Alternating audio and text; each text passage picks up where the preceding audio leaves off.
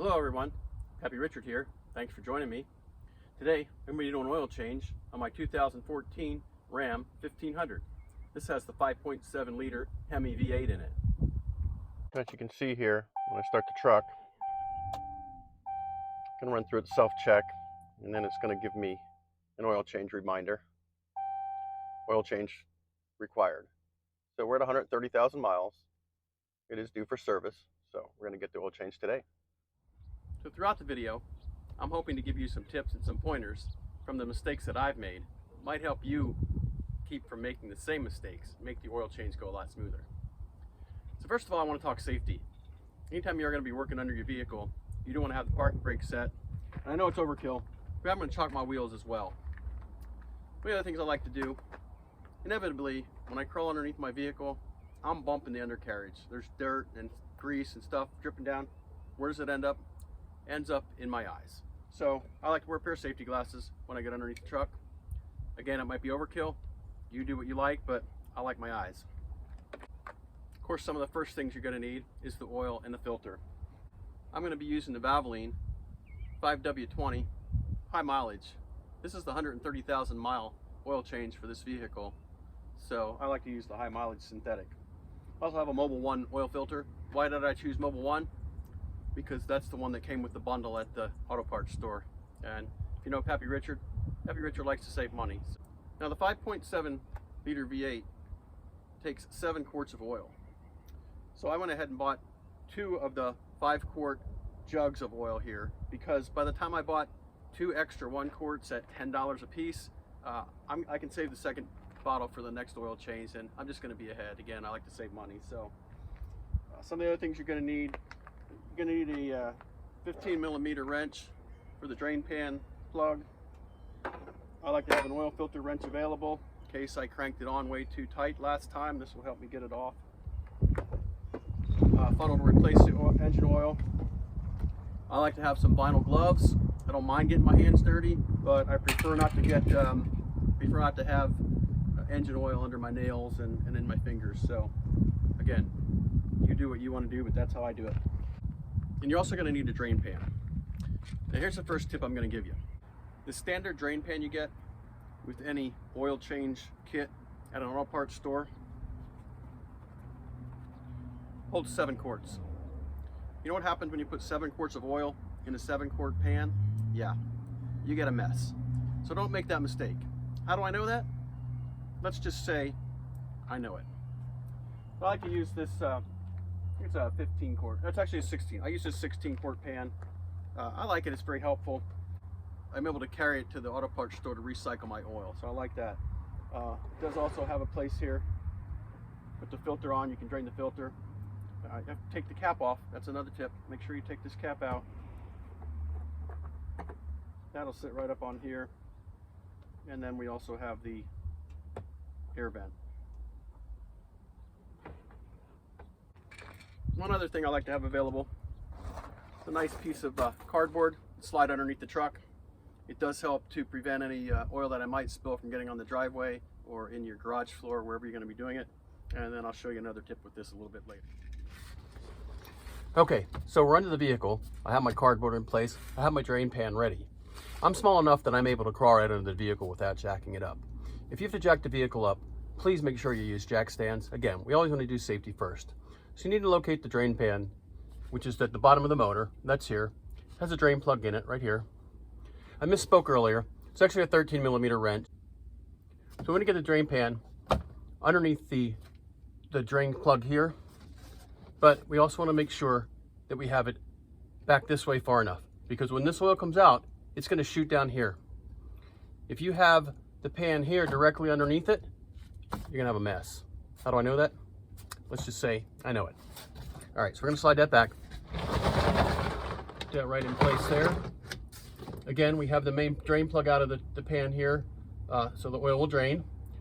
Also, make sure you open up the vent here. Otherwise, it'll gurgle as it goes into the pan and it'll make a mess as well. So we'll go ahead and loosen the drain plug. This is where I like to have my gloves on. I don't like making a mess. Get that pan loosened off here. Now as you screw this out, you're going to get to the end of the threads.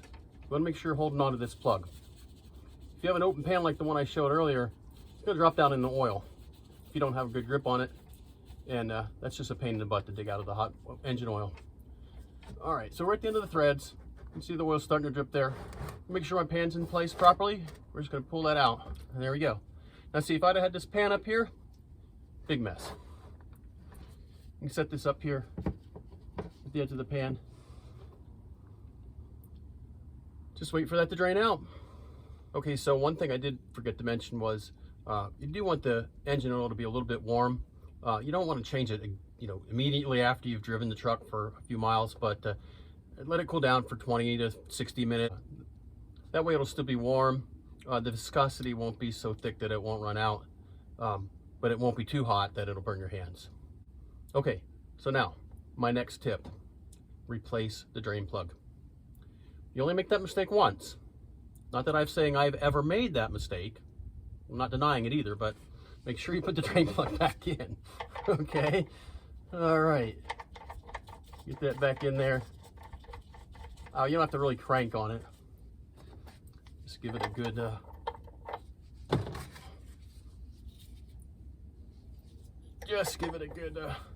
tighten there, and you're good. Now we gotta go locate the oil filter. The oil filter is located on the passenger side of the vehicle, up under the wheel well almost. I went ahead, repositioned my drain pan directly under it, because that will leak out as you loosen the filter up. You want to make sure we catch all that oil. Now, if the person that changed this oil filter the last time didn't put it on too tight, we should be able to get that loose. Just reach up in there. Yes, and we did. That's great. You try to keep that as level as you can. The oil will start leaking out. It's going to get all over your hands. That's why I like to wear gloves. Here it comes. You'll feel it getting to the end of the threads as well. When it comes off, try to hold it upright. Bring it right around to your drain pan. We'll set that right. Hope you can see that. We'll set that right on the drain pan here. You can see, makes a mess. Cardboard did save us from getting some oil all over the driveway, so that's a good thing. Okay, I'm out from under the truck now. It's also helpful to have some shop towels handy. Wipe off any of that oil that you might get on your hands.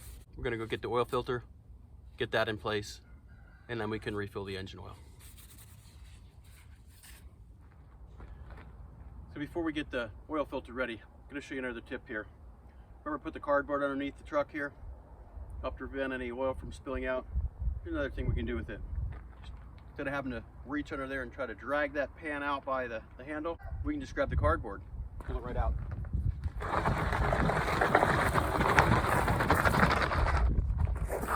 Easy peasy. Okay, so when we prepare the oil filter, we're going to need to get some oil on the gasket here. That helps it to seat in place, helps the gasket from sticking. We can take that extra half turn after we have it hand tight to get it in place. You just open your container. Just one time when I will get oil on my finger. And a nice even application of motor oil on there. Now we can put it on the truck. All right, so now we're back up under the truck.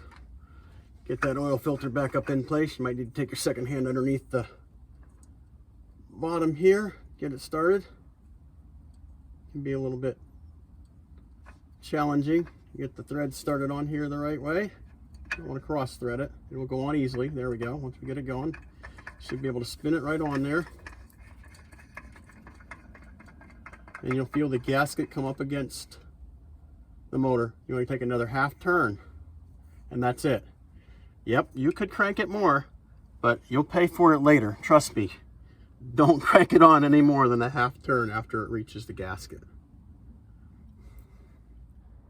Okay, so we're all done underneath the truck. Now we have to find the oil fill cap. It's pretty easy to find. Look in here. It'll have the motor weight on it, SAE 5W20. I'll put it in here. That's the brake fluid. Don't put it in there. That's the washer fluid. Not that I've ever done any of those things. Honestly, some of the other things I've done, never done that. There's always a first though. One last thing I like to do before I fill the engine oil up, I get distracted sometimes. So I'm just gonna look under the truck just one more time to verify that the drain plug is in place.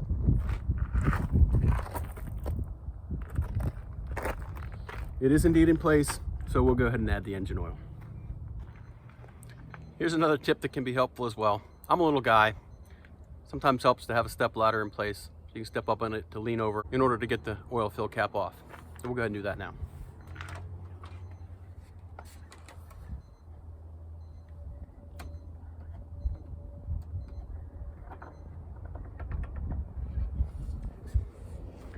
There you go. Engine oil. Just set that somewhere that you know where it is. You don't have to look for it later. Go ahead and get our funnel in place.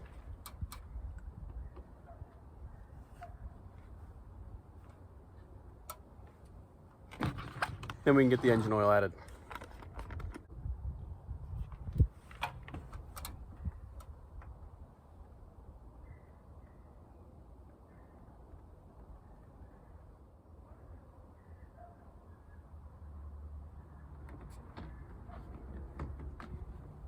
Okay, so that's 5 quarts. Remember, we only need 2 more quarts out of the second bottle. So pour it in slowly and check often.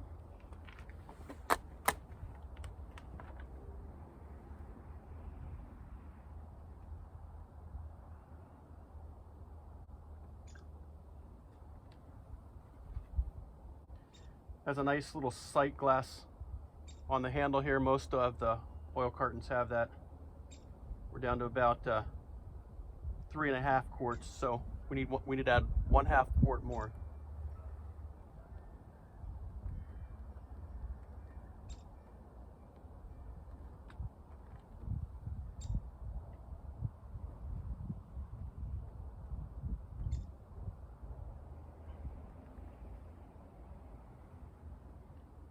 And that should be pretty close. You set that aside.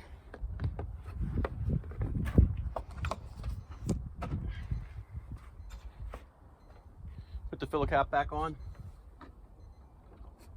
Get our funnel out of the way.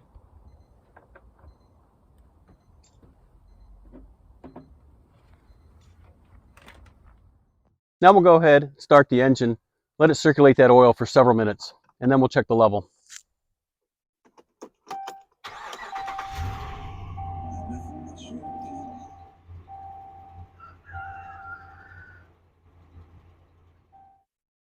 To check the level of the oil, we'll first have to find the dipstick.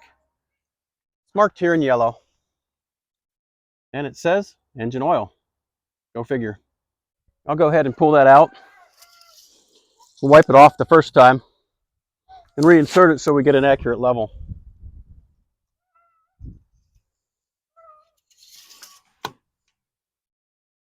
Bring it out the second time. You'll see the full and add mark on the dipstick, indicated with 2 holes. You can see that the add hole is covered by oil, and the full is not, but you can see the oil comes almost up to that point. So we're in good shape. Go ahead and put this back in.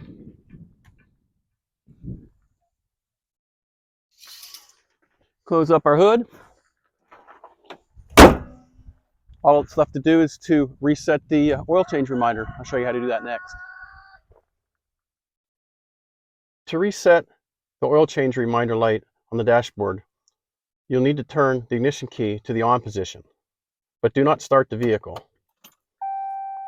You then need to depress the accelerator key fully 3 times within 10 seconds.